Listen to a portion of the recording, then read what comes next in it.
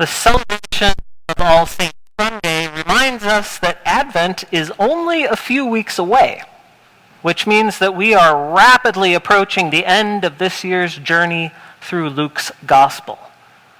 Today's text gives us an opportunity to return to a passage that we discussed all the way back in Epiphany, the Sermon on the Plain.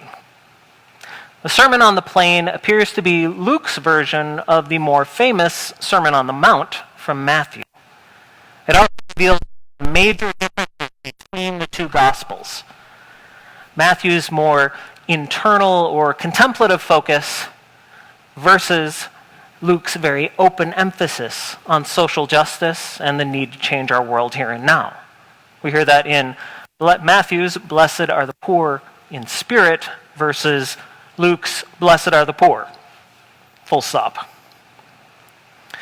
We talked about how Jesus' words here aren't meant to suggest that the moral standing or honorability of either rich or poor is what he's talking about. They're more about upending our preconceptions about heaven. Our society imagines God's kingdom as a place of indulgence and excess, a dream world where everyone can do anything they want and can have everything they want at any moment that they want. But that looks a lot more like the American dream than God's reign, where it appears that everyone will have enough. Not too much, not too little. For those used to nothing, having sufficient resources is paradise, while for those of us used to excess, having only what we actually need might just feel like hell. We had some great discussions about those ideas at our Thursday noon service this week. I tried to explain how the reign of the heavens, within the reign of the heavens, we all appear to be participating in a sharing economy. Those who have too much of something bring their extra for those who don't have enough. And those who don't have enough are free to openly express their need without any expectation of judgment or any experience of the same. Working together, everyone is able to support and help one another, and God's love and provision flow openly throughout the community. I brought up an example from my own backyard.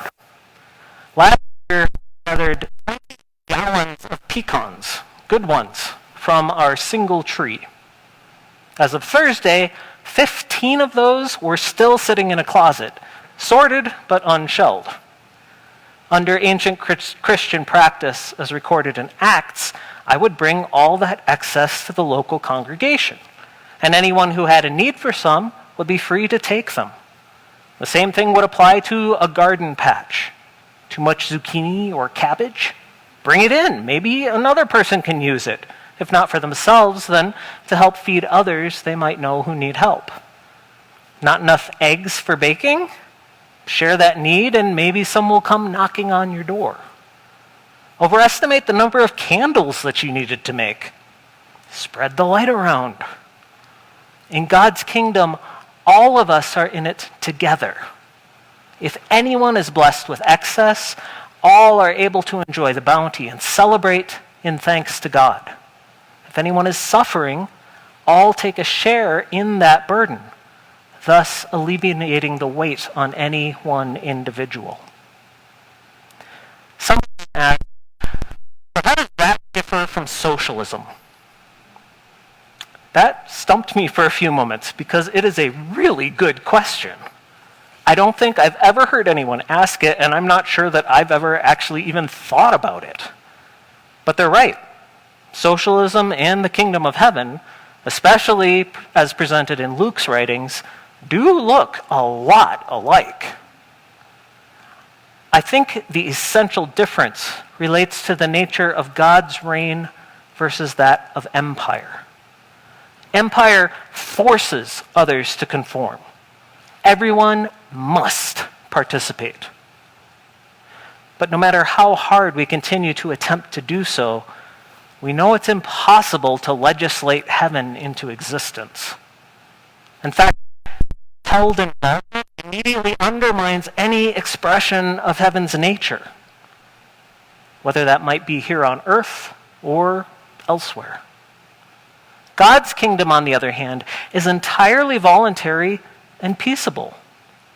We who join in choose to do so out of love and joy, not obligation or coercion, because we can envision the reality of Christ's teaching and promise. And by exposing that reality among ourselves and in our own lives, hope rises that at some point everyone will choose to join in. However, today and first century Greco-Roman society don't look exactly right.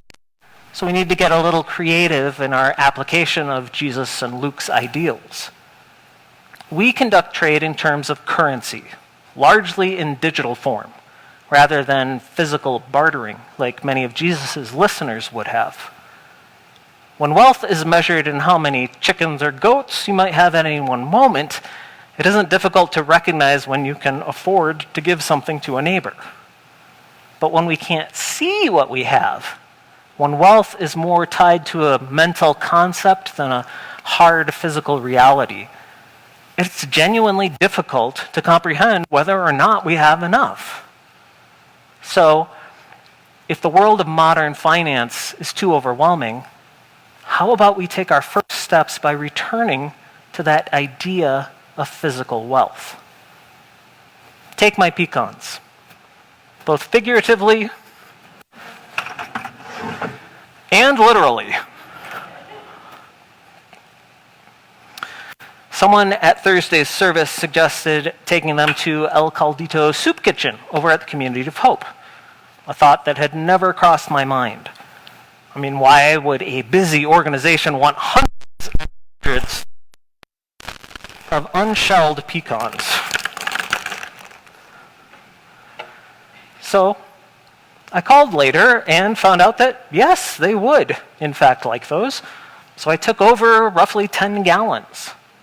Then I found a smaller bucket and, from what remained, scooped up what I thought I might actually use over the next few months. The rest, along with some plastic bags, will be waiting in the gathering space after the service, free for the taking.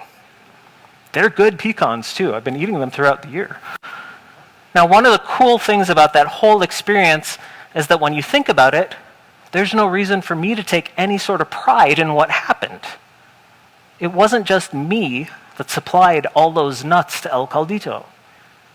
Dropping off the bags might have been the most obvious part, but it was a variety of people who made it possible. If a group from St. Andrew's parishioners hadn't started the soup kitchen several decades ago, there might not have been an organization who could find a use for all those nuts. If no one had known about or mentioned the possible need, I certainly never would have thought to act. And if someone hadn't been willing to stick their neck out and ask a challenging question in the first place, I might never have mentioned the pecans at all.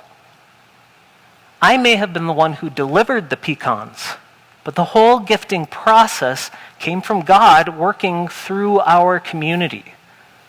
It took all of us coming and praying and sharing and being vulnerable and working together.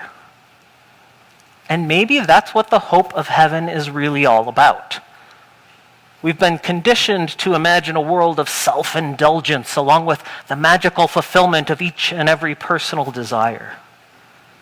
But what if the kingdom Jesus offers is completely different than what we've been led to expect?